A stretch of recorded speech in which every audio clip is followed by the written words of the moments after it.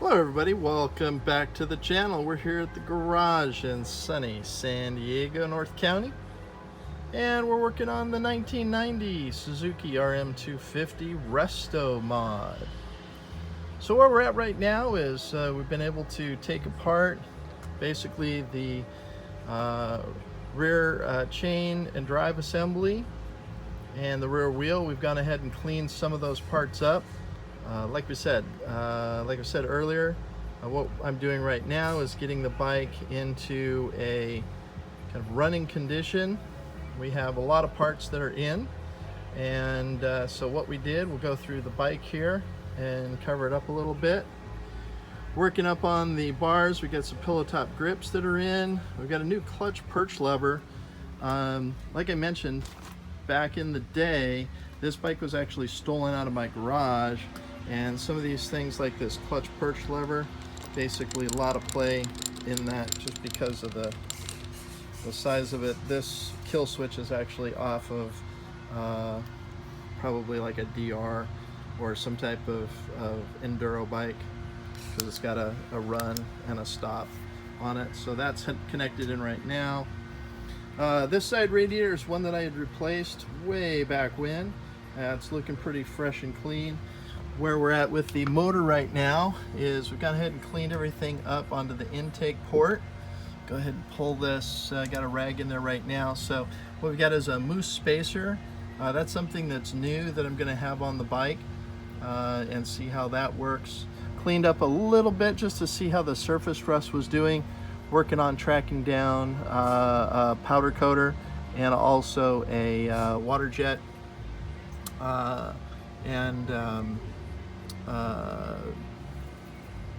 Gonna have the frame sandblasted and or water jetted, and then gonna go through and check some of these welds. I was looking at some of this stuff. We're gonna work on this a little bit later, but some areas in the shock that I'd like to reinforce. Some of these welds that were done at Suzuki, this one's actually pretty good here, but coming around the other side of the bike, I mean, some of this is just absolutely atrocious. Don't know if you can see it. I mean, this weld is just, you know. So we're gonna go through it, take a look. As we get to the back of the bike, as you can see, I've got just a little bit of a tweaked subframe, just ever so slightly. So probably we'll take a measurement from this bolt right here and from the other side and see. Probably this side kind of basically just needs to be lifted up a little bit. Over on all, not too shabby. We did clean up the hub a little bit, cleaned up the brake a little bit. Obviously the brake shot, brake pads are shot. All this is gonna get cleaned and cleaned out. But one thing that I did lose is when you use a good waterproof grease, this axle that I've had on the bike for, God, where are we at right now? So 2020, the last time this bike was started or run was probably 30 years ago. Well, came out in 1990. So came down to San Diego in 2000, so right about 2000. So about 20 years since this bike has run. But pulled these bolts off, did some WD-40 on those. Nuts came right off. Got to get the cotter pin back in here. All this is just being assembled loosely, but I'm going to go through there and take care of it. One thing I did mention earlier, if we can get it, that chrome piston on the shock piston and shaft, that's actually pitted and de-chromed. Talked to Race Tech the other day, and they can actually re-chrome those parts as well. I also found a donor bike up in the Temecula area. Someone's getting rid of a 1990, believe it or not, Suzuki 250, same model, same year, same make, some model, for a couple $100. So I think I'm gonna go track that one down and see about using that as some parts. Stock pipe. And as we get this stuff taken apart, we'll be able to more adequately assess. But right now we've got pull some other parts out here real quick and then see where we're at, check compression ratios. We may have this thing running in less than a week, so obviously we get everything cleaned up.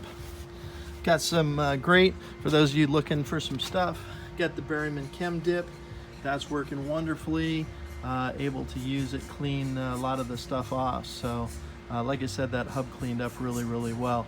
Gonna have to go through the forks. Like I said, back in the day, did have R&D Racing, Dean from back in the day, worked on those. So they're all revalved and everything for me. Just need to get those in. We said we got the new grips. I do have a new Motion Pro throttle coming, full throttle kit. This one, it twists and it's free. It's just old. So go for an upgrade on that. Obviously work on the brakes, but here's where we're at today. Pulled off the old sprockets and got everything taken care of, and here's where we're at now. Went with a full Renthal setup, an R1 chain, and went with the ultralight sprocket wasn't available for this model, so we went with the grooved self-cleaning. That's a 13 tooth on there, the R1 gold chain. Gonna set it off, and then back here is the real winner. Grabbed a twin ring from Renthal and grabbed some of these fabulous anodized gold titanium sprocket bolts. So those are gonna basically look trick. I'm still debating on what to do, whether to go with a black rim or a gold anodized rim. I don't know if I'm actually going to look around for anodizers. I might take these old rims, depending on what their run out, and reuse them, you know, basically maybe get some new sprockets, or get some new spokes, and kind of, you know, relace them, pull the hub, have that maybe water jetted, and then also or sandblasted, and then you know, possibly anodized. So trying to figure out whether to go with, you know, the black, pretty much the black gold. As far as the frame goes, that I'm thinking kind of moving it up into the dark gray, like some of the newer model bikes that had. But like I said, gonna go through it and actually put redo some welds. One area that I was looking at that I thought, you know, needed to be able to do is just looking at some of this, some of these welds. I think it was this side was pretty okay, but it's really strange how they put this together. We'll have to take a look, but definitely up here in the shock mount area where some of this stuff is kind of just tied in a little weak, maybe building in, just closing off this box section and creating something. Have to talk to someone about that. I was thinking about filling this in just a little bit, kind of going from this weld here and just putting a nice, you know, plate in there, cleaning some of those welds up there. And I think it might have been on this side. Yeah, so this side, there's a ridge right here, and this steps out to where it was done, and then just this box section is in here, so maybe just coming in with a plate and flushing this out. And again, this weld is looking you know, pretty gnarly, so grinding all this stuff down, making sure the frame is solid, and you know, we're not going to run into any problems with any structural integrity on it as well. So okay, so that's where we're at. Some of the bits that we've got, as you've seen down here, I got a new chain block. It's interesting because here's my old one, and if you take a look at the tunnel, this piece is separate. So this is a chain guide, a slider. So that one actually comes out. But looking at this thing, other than those grooves right there, not really that bad.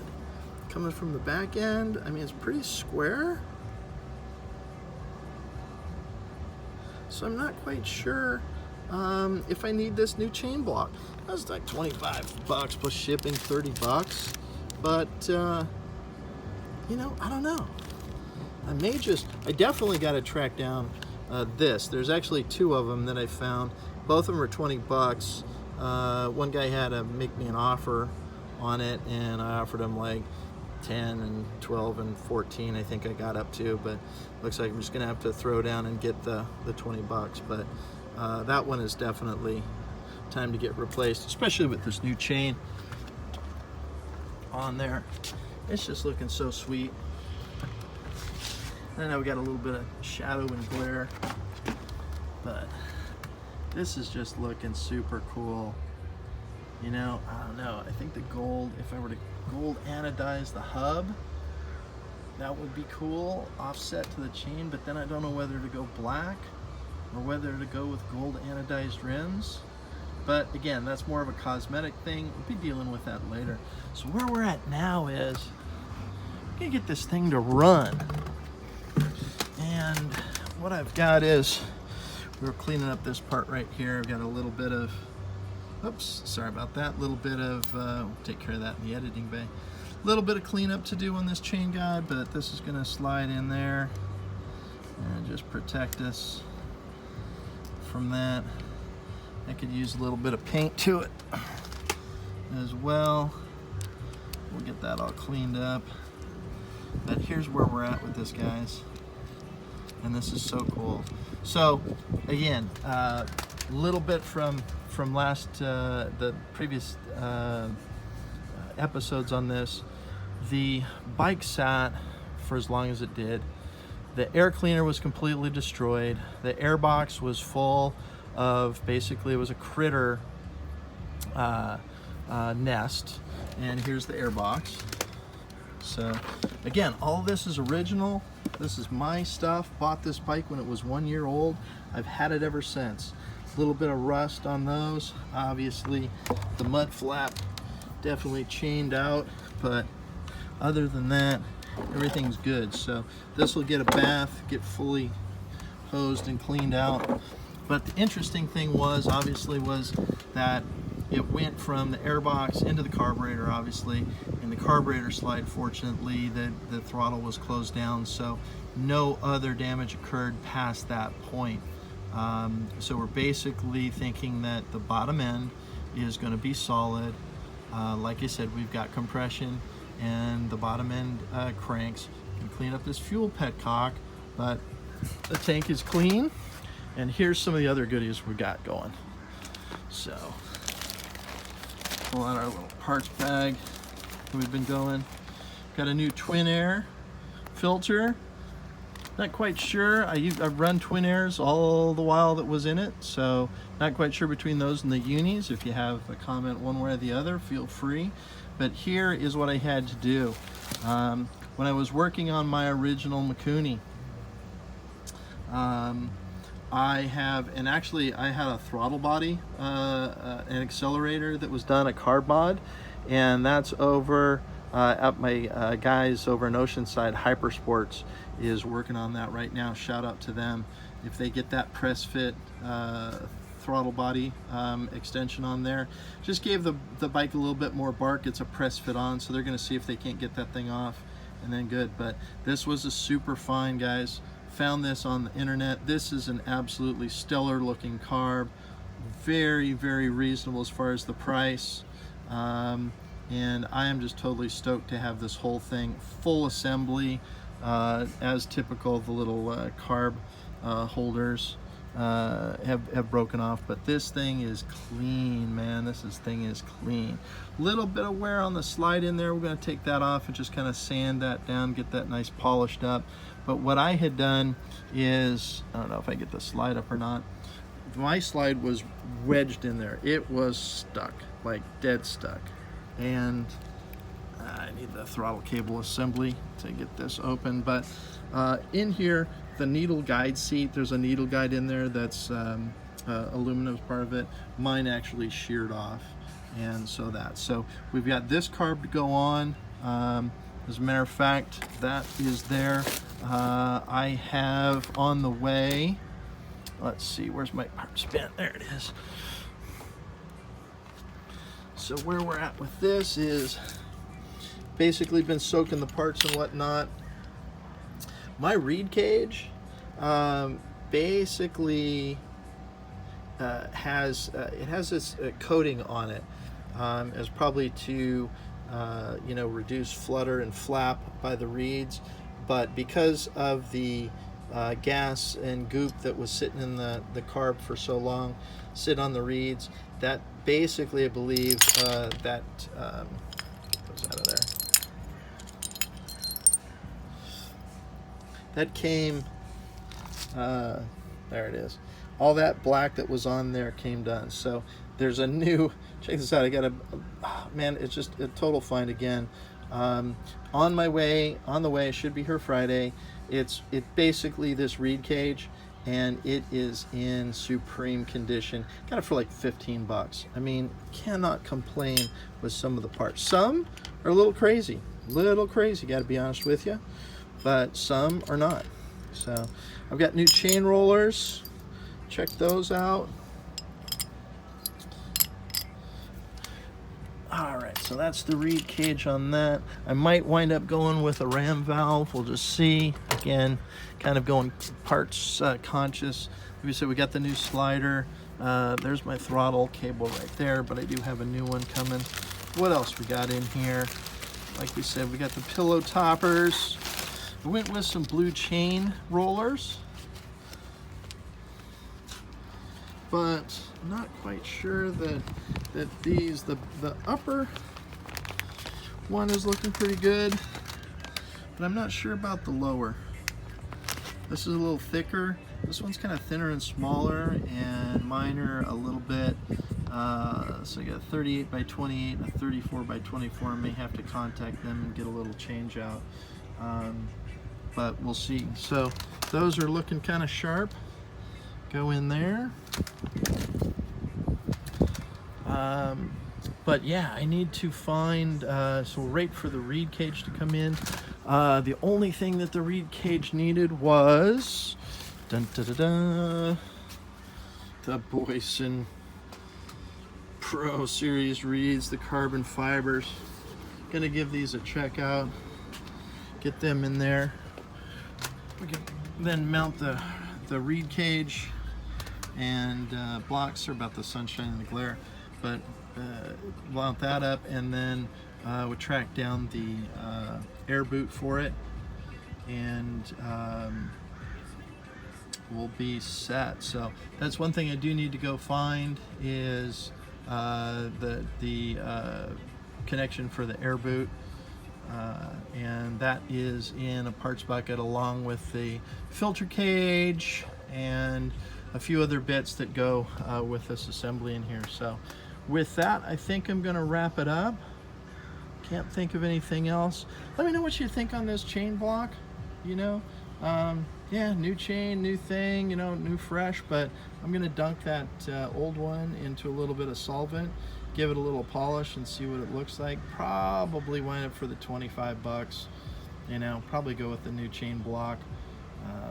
I don't know, it just seems a little much, given the fact that it's that actual black chain slider that is, you know, that the chain actually rides on, and just may be, you know, the part that needs to be done, and the chain block can go back. So looking good there. Thank you everybody for your support on this, and you know what, we're gonna have this engine fired off, and if not, we'll have start troubleshooting where we're at. You know, do we need a new ignition coil? How's our stator doing after all these years? Like I said, you know, the bike was tight and buttoned up, just kind of fell into some disrepair. Next thing is going to be down, since we get the wheel down, we'll get some rear wheel bearings going and seals, so that whole rear assembly can be done. And again, you know, a testament to really using good quality waterproof, you know, lubricants on your axles, on you know, your bearings and your seals, so that stuff lasts. So we're gonna have to work on the forks, pull those things apart and everything, but again, the main goal here is to get this dude running. All right, so with that, here from the project build, really appreciate you guys following along, and we'll see you next time.